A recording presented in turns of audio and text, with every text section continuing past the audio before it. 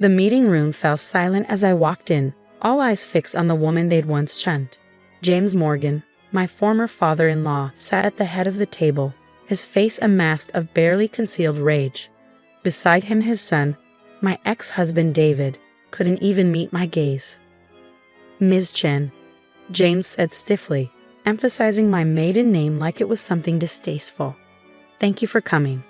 I smiled, setting my laptop on the polished mahogany table.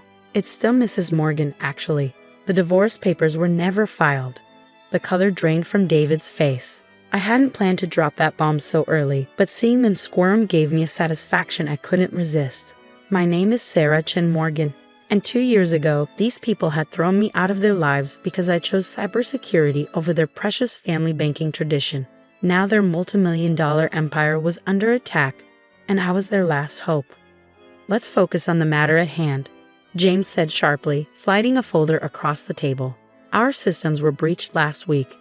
The hackers are threatening to release sensitive client data unless we pay $20 million within 48 hours. I picked up the folder, though I already knew its contents.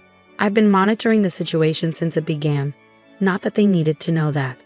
"The Great Morgan & Sons Bank," I mused, flipping through the pages, brought to its knees by the very thing you dismissed as irrelevant when I warned you about it. James's jaw tightened. "If you're here to gloat, I'm here because your head of it called me directly." I cut him off. He said, "You've tried everything else. Every security firm in the city turned you down because they know your systems are outdated. You're running infrastructure from the last decade because, and I quote, traditional banking doesn't need all that modern nonsense." David shifted uncomfortably in his chair. "Sarah, please, this isn't the time." "When is the time, David?" I asked, meeting his eyes for the first time. "When you stood silent while your father threw me out? When you chose your trust fund over our marriage? Or maybe now, when everything's falling apart?" 2 years earlier, this same room had witnessed a very different scene. I'd just completed my master's in cybersecurity, turning down a prestigious position at Morgan & Sons to accept a role at a leading tech firm. The betrayal, as James saw it, was unforgivable. "No Morgan has ever worked outside this bank," he shouted, pacing the room like a caged animal. "For 4 generations, we've built this legacy, and you want to throw it all away to play with computers." I tried to explain the importance of modern security measures, how the banking world was changing, but James Morgan didn't listen to women who challenged his authority, not even his daughter-in-law. "Either you take your rightful place in this bank," he declared, "or you're no longer welcome in this family." I looked at David then, hoping he'd finally stand up to his father. But he just stared at his shoes, shoulders slumped in familiar defeat. So I'd walked out, leaving behind their outdated ideas and suffocating traditions. I'd built my own consulting firm, gained a reputation as one of the best in the field. And now here they were, desperate for the very expertise they'd mocked. "The hack is sophisticated," I said, returning to the present, "but not impossible to trace. I can help you, but I have conditions." James leaned back, his expression wary. "What conditions?" I opened my laptop, typing quickly. "First, you'll implement every security measure I recommend, without argument. Second, you'll create a dedicated cybersecurity division with a proper budget. And third," I paused, savoring the moment, "you'll make a public announcement acknowledging the breach and my role in resolving it." "Absolutely not," James exploded. "We've never admitted to any security failures.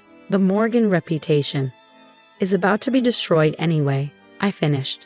"In 47 hours, every account number, every transaction, every dirty little secret will be public. Your choice." The silence that followed was deafening. James's face had turned an alarming shade of red, while David looked like he might be sick. "There's one more thing," I added, pulling up a series of emails on my screen. "Something interesting I found while examining the hack. Would you like to see who had access to your systems the night before the breach?" David's head snapped up, real fear in his eyes now. He knew exactly what I'd found. The late-night login, the disabled security protocols, the convenient gaps in the firewall, all traced back to one executive access code. His code. "We should discuss this privately," he said quickly, standing up. But I was done with their secrets, their backroom deals, their carefully maintained facades. "Sit down, David," I said quietly. It's time everyone knew exactly what kind of legacy your father has built. The projector hummed to life as I connected my laptop. David's access logs appeared on the screen, damning in their clarity. On Tuesday night at 11:43 p.m., I said, addressing the stunned board members, someone using executive code N7249 disabled the main firewall. 3 minutes later, they accessed the secure client database. By midnight, the backup systems were compromised. I turned to David. Would you like to explain why your code was used, or should I continue? James slammed his fist on the table. This is absurd. My son would never. Your son has been embezzling from Morgan & Sons for the past year. I cut in, switching to a new slide. Small amounts at first, carefully hidden in transaction fees. But lately he's gotten bolder. Haven't you, David? The room erupted in whispers as I displayed the evidence, transaction records, offshore accounts, falsified audits. David had been busy since I'd left, though not in ways his father would approve. You've been watching us, David said, his voice barely above a whisper. All this time. I nodded. Did you really think I'd walk away completely? I built half these systems. I know every backdoor, every vulnerability, including the ones you exploited. Why? James demanded, turning on his son. We gave you everything. David laughed, a hollow sound that echoed through the room. Everything except a choice. Did you ever ask what I wanted, Dad? If I wanted to spend my life trapped in this mausoleum of tradition. I watched my ex-husband carefully. The perfect Morgan hair was crumbling before our eyes, years of resentment spilling out. The hack, one of the board members, spoke up. Was it you? David shook his head. No, I made it possible. They approached me months ago. Said they could help me disappear, start fresh. All I had to do was leave a door open. You fool, James hissed. You've destroyed everything we've built. You destroyed it, David shot back. With your rigid rules, your impossible standards. Sarah was right about modernizing, about the security risks, but you wouldn't listen. You never listen. I cleared my throat. As fascinating as this family therapy session is, we're running out of time. The hackers don't care about your drama. They want their money, or everything goes public in. I checked my watch, 46 hours. James seemed to deflate, suddenly looking every bit his 65 years. Can you stop them? Yes, I said simply. I've already identified their location and method of attack, but my conditions stand, and I'm adding one more. What now? James asked warily. David turns himself in. No cover-up, no quiet resignation. The authorities need to know exactly what happened. David stood up so fast his chair toppled backward. You can't be serious. Sarah, please, we were married. Doesn't that mean anything? I met his gaze steadily. It meant everything. That's why I waited 2 years to find the right moment. To show your father exactly what happens when he values his precious legacy over people. You planned this? James said slowly, realization dawning. You knew about David's activities all along. You waited until we were desperate. I learned from the best, I replied coldly. Isn't that what Morgans do? Use every advantage, never show weakness. You taught me well during those family dinners, James. The board members watched our exchange like a tennis match, decades of Morgan family dysfunction playing out before them. Some looked horrified, others oddly fascinated. Time's running out, I reminded them, closing my laptop. I'll be in my office when you're ready to meet my terms. All of them. I gathered my things, enjoying the heavy silence. At the door, I paused. Oh, and David, those divorce papers you never filed? I have copies in my office. We can deal with that after you've turned yourself in. As I walked out, I heard James's voice, surprisingly quiet. What have we done? What indeed, I thought, stepping into the elevator. The Morgans had spent generations building their fortress of wealth and tradition, never realizing they were sealing themselves in a tomb. Now those walls were crumbling, and I was the only one who could prevent total collapse. The irony wasn't lost on me. The next 48 hours transformed Morgan & Sons Bank forever. David surrendered to the authorities that evening, confessing everything, the embezzlement, his role in the hack, years of financial misconduct. The press had a field day. Morgan here betrays dynasty, banking legacy crumbles. I watched it unfold from my office across town, sipping coffee and monitoring the bank's systems. James had agreed to my terms, though I suspected it nearly killed him to do so. A team of my best engineers was already upgrading their security infrastructure, dragging Morgan and Sons into the modern era whether they liked it or not. "You're really not going to tell them, are you?"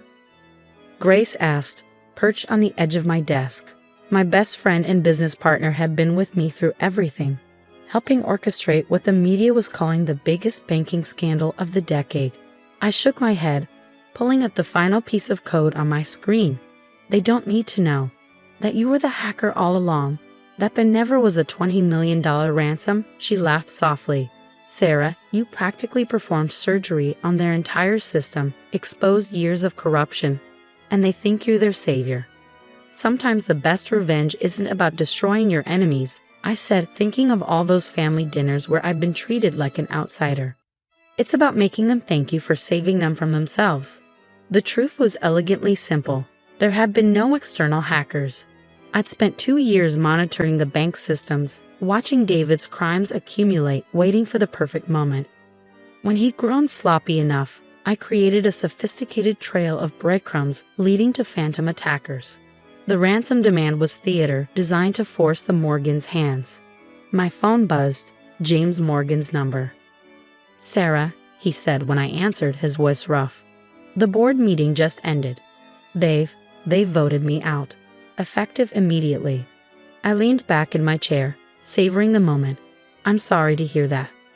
"No, you're not," he sighed heavily. "You're probably delighted. Just like you planned." "I didn't plan your downfall, James. You and David did that yourselves. I just made sure the truth came out." There was a long pause.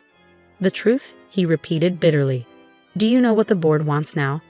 They want you to take over as head of security, a permanent position, direct report to the new CEO." Now it was my turn to pause. This wasn't part of my plan. "They're impressed with how you handled the crisis," he continued.